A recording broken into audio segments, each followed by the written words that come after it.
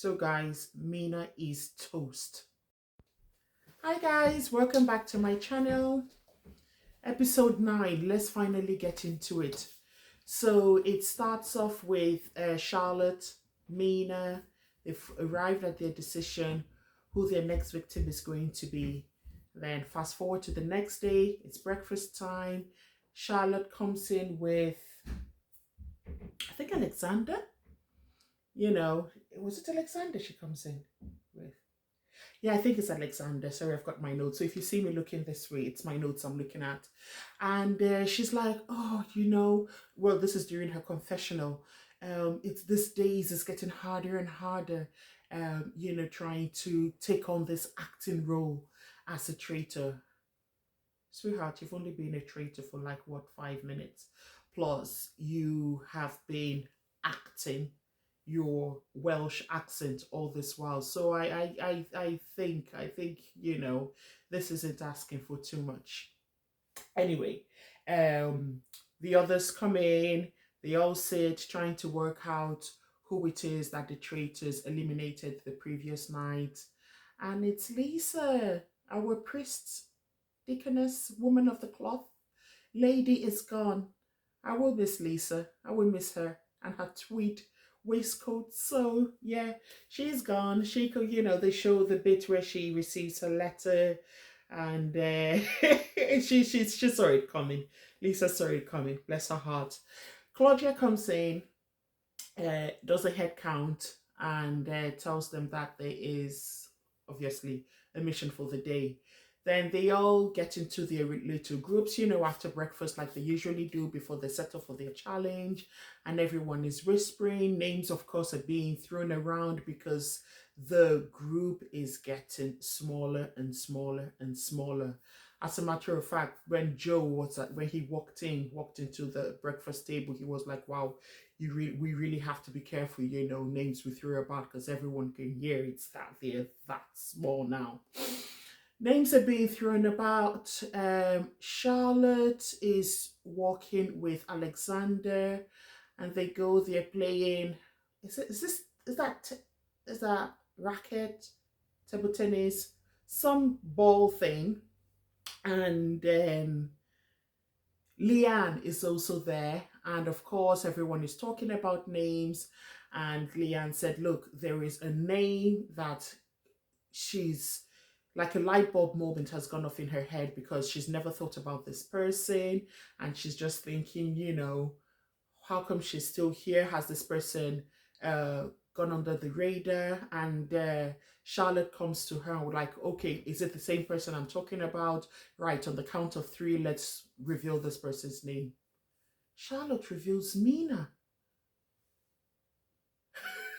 Of course I saw that one coming. Of course, and Minah is so comfortable. She's still looking at Charlotte through rose-colored glasses, like, I trust her. If I were to give her a performance review now, it's excellent, excellent, excellent. She's on point on everything.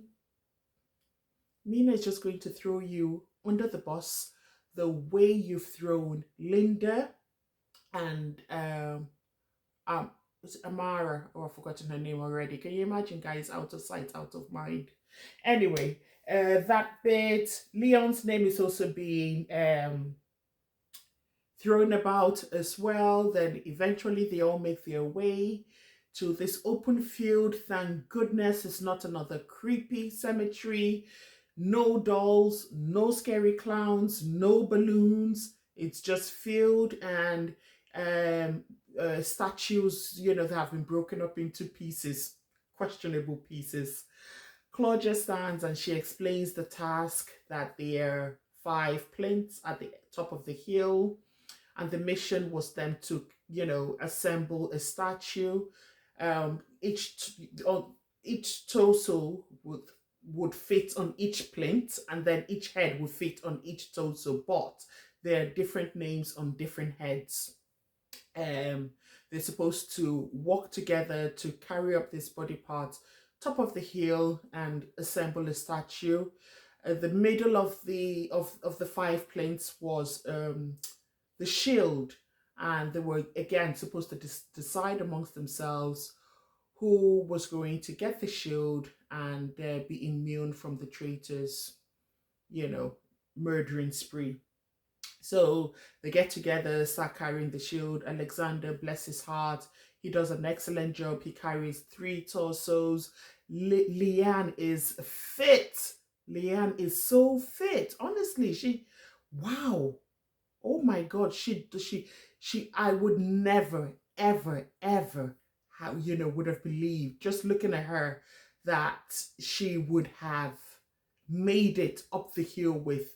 Yes, she did, of course, when they were carrying the toes. So I think she supported Minah or so. But when it came to the head, she decided to go for hers. And why wouldn't she? She said she's here for herself. And she carried that thing all by herself. Everyone else was struggling under the weight. But she carried that massive head all by herself. It was her name on that head. They all get to the top of the hill. And Freddie had asked if he could get the shield because he just kind of felt, look, with my name not being thrown about again, the traitors are going to come for me. So that was his own reasoning. And they did, eventually yield, although Leanne did want the shield, but eventually Freddie got the shield. They make their way back to the castle. On their way back to the castle, 2 very interesting conversations. Charlotte brings up Minah's name again, and I'm like, what exactly is it? What? She invited you into this traitorhood thing, but then I don't blame Charlotte because Minah's kind of like relaxed and taking, the passenger seat, and she's kind of leading, allowing Charlotte, take the driver's seat. Minah, you should just get some sort of. I hope Minah, manages to hear, or someone tells her Charlotte is actually the one peddling your name about, so she can sit up and get back to the Minah that we know and just do her Minah-ish things. So Minah says that on their way back, and then Frankie also says, she finds it interesting that Leanne picks up her head because she wouldn't have done that. Yes, Frankie, you wouldn't have done that, but that's you, and that's why you're Frankie. Leanne is Leanne. She's there for herself. She's got her reasons why she's there for herself, and she's done that. They get back to the castle, sit down, and everyone again in their little groups. Leon just walks in and he's like, you know what? I've got a lot to say at the banishment table tonight. No more playing Mr. Nice. And it's like, I think it's a bit too late for all that huffing and puffing. Leon, I keep getting all these L names mixed up. Leon, I'm not going to be nice. No more huffing and puffing. Yada yada yada. And then tells Leanne what Frankie says about her picking up her own head. Frankie is Leanne is having none of it. Leanne says, look, I'm not the type of person to just hear something about myself and I'm just fuming within me. I like to address it there and then. So she stands up, makes her way out. She goes to look for Frankie, and she's like, have you got an issue with me picking up my head? And Frankie is starting, she's like, she hates the confrontation, and she's like, look, I wouldn't have done it, but the fact that you did it is not an issue. Calm down. By the way, who told you? And she says, Leon. So everyone is like, shit stirrer, Leon, shit stirrer. They all make their way to the banishment table, and they start casting names. Leon is the first, and he throws out Frankie's name and the reason why. Of course, she returns the favor. Everyone is attacked. Well, I think the common names was Frankie, Leon, and in a sudden twist, Frankie takes her aim at Minah.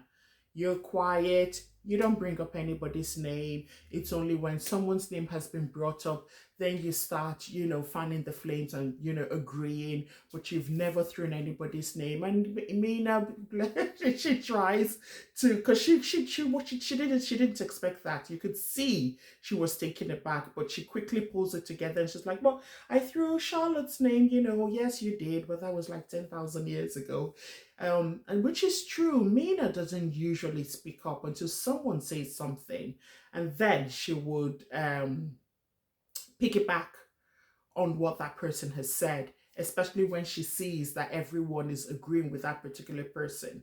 So that, you should take notes, Mina, and speak up more because people are beginning to notice the group is that small. They are noticing everything. They get to write their names, and it's a very, close tie between Frankie and Leon. Unfortunately, Leon gets the highest number of votes. He stands there, tells everyone he's a faithful. So Leon and his gold tooth are out of the game. And Claudia is like, well, okay, you guys could do with a dinner party. I'm organizing a dinner party for you, which I agree they could do with something to uplift them because it's really getting very tense and you can just feel the toxic air. Leanne she breaks down. I initially I thought, look, do you fancy Leon the way you were going on and on? But she's like, he was a big brother to me and blah blah blah blah. Maybe they were just friends. Maybe, I don't know, but she's quite upset that Leon is gone. They all get dressed and they go for their dinner party. One thing I need to say, dinner party, look, I've lived I've lived in England for about what 16, 17 years, and I still cannot get over the fact that when you guys call party, it's just like a very formal dinner. Because what, as a Nigerian girl, once I hear party, it's dance, it's bedu, it's, kicking off, it's light, it's DJ, it's music, it's alcohol, it's food, it's everything. So I was expecting, it's a castle. They have plenty of rooms with lots of open space. I was expecting disco lights, I was expecting all sorts, but they just left the dinner, the banishing room to it's a much smaller room, a very intimate dinner. Everyone scrubbed up really nice, all looking very nice, and they were all talking about what they were going to do with the money if they were to win. Everyone has got their own intentions, and it's really hard now to say, oh, I'm rooting for this person to win. I am still rooting for Minah to win, but I just wish she could just wake up, stand up, and shake off this thing that she feels for Charlotte. Like, if you need to kiss her to get it over and done with, then kiss her and get back to being Minah. Anyway, dinner party over. Minah, Charlotte, they make their way back to their traitor chambers thing. And they threw out three names. They threw out Leanne, they threw out Jack, they threw out Joe. So we will get to see in episode 10 who it is that they've decided to eliminate. But as they were making their way out, no, before they make their way out, Minah turns to Charlotte and she's like, look, she can just see them at the end of the game. Both of them have won the money and they can just split it evenly and blah, blah, blah, blah. I'm like, Minah. What is wrong with you? What is wrong with you? Unfortunately, the feeling is not mutual because during Charlotte's confessional, she's like, she thinks I'm stupid. Minah, Charlotte has seen you through Linda and, oh, is it Amara? Oh, the first traitor that was eliminated, that was banished, sorry. What makes you think she can trust you? Could you just stick to the scripts, She says, no, yes, we may make it to the end of this game, but we're not sharing any money. All man for themselves. And I quite agree with you, Charlotte. I really do. I see Charlotte just swooping in and claiming that prize money if they do make it to the end of the game. And it will give Minah a hard reality check in life. She is too trusting of Charlotte, and I just don't like it. But anyway, that's episode 9 done. This one was a bit okay-ish, you know. It wasn't as exciting as the other ones. I don't know if it's because everyone is just suspicious of everyone. Everyone is tired.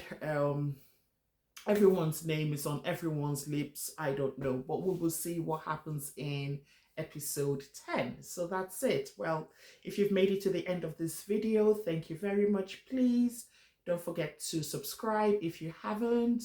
Don't forget to comment, like, share, and I will see you for episode 10. Take care, everybody. Bye-bye.